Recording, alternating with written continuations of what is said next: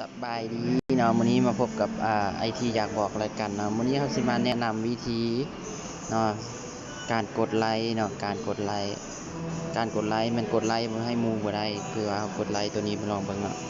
ถูกใจตัวนี้ปั๊บนี่มันจะเด้งออกมาแบบนี้เนาะวิธีแก้ก็คือว่าเนาะคือเรากดไลค์ตัวใดก็บ่ได้เนาะกดหัวใจก็บ่ได้เนาะกดหยังบ่ได้เลยเนาะมันบ่ให้กดไลค์บ่ให้กดแชร์บ่ให้ร่วมกิจกรรมหยังต่างๆแม่นเราถูกบล็อกเนาะบล็อกบ่ให้ไลค์ให้คอมเมนต์ให้หยังวิธีแก้ก็คือเราต้องเข้ามาที่ Play Store แล้วพิมพ์เข้าไป Google เนาะ Google ปึ๊บนี่แล้วมาเลือกเอาตัวนี้แม่นเนาะแอดมินแม่นติดตั้งไว้แล้วตัวนี้ปึ๊บหลังจากโหลดแล้วก็เปิดเนาะหลังจากโหลดมาแล้วก็เข้าอยู่นี่เนาะจะเป็นนี้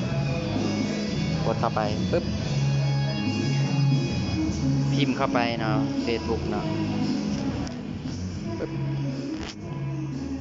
แล้วเข้าไปอีกพิมพ์รหัสผ่านใส่เนาะ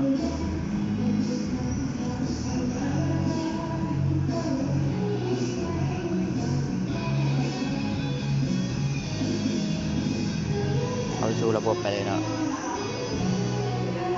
เข้ามาปึ๊บนี่เข้ามาอย่างนี้แล้วเราลองมากดไลค์เบิ่งบัดนี้เนาะไลค์ปึ๊บนี่มันจะฟ้องขึ้นมาว่า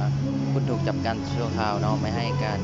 กดถูกใจโพสต์เฟซและความคิดเห็นแนวดำเนินการรีวิวเฟซเนื่องจากมีกิจกรรมที่ผิดปกติบางอย่างในบัญชีผู้ใช้ของคุณเนาะบัญชีนี้ถูกบล็อกจำกัดใช้งานจนถึงมื้อนี้เนาะวันนี้จนฮอด 6:30 นเนาะ 18:35 นี่จนฮอดมื้อนี้ตอนแรกอันนี้แม่นวิธีที่ว่าเข้ามาเบิ่งว่าเราถูกบล็อกได้โดนส่ำใดว่าจนฮอดมื้อใดเนาะมันบ่แม่นวิธีแก้เนาะวิธีนี้จะบ่สามารถแก้ได้มีแต่